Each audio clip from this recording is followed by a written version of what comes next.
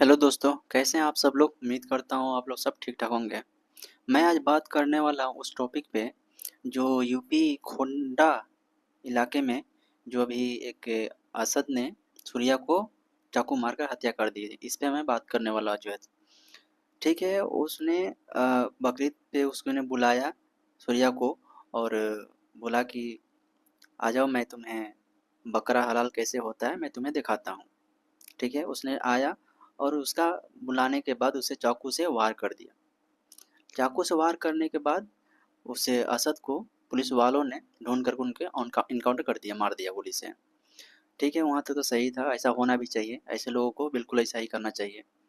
लेकिन वहीं पे दिल्ली के अंदर में अ, एक हिंदू भाई ने जो अरबाज को चाकू से मार करके उसे ख़त्म कर दिया, उससे हत्यारों को पता है क्या हुआ? जेल के अंदर डाला गया। क्यों भाई? उसे भी तो गोली मारना चाहिए ना, ऐसा क्यों?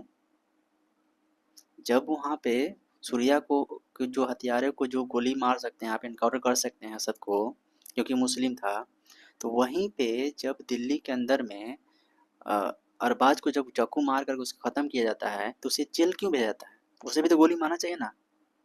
तो यहाँ पे भाई कुछ ना कुछ गलत हो रहा है। यहाँ पे दो नजरी की तरफ से देखा जा रहा है, जो कि ऐसा नहीं होना चाहिए। इंसाफ करना है, बिल्कुल एक तरीके से करिए, ना कि दो तरीके से।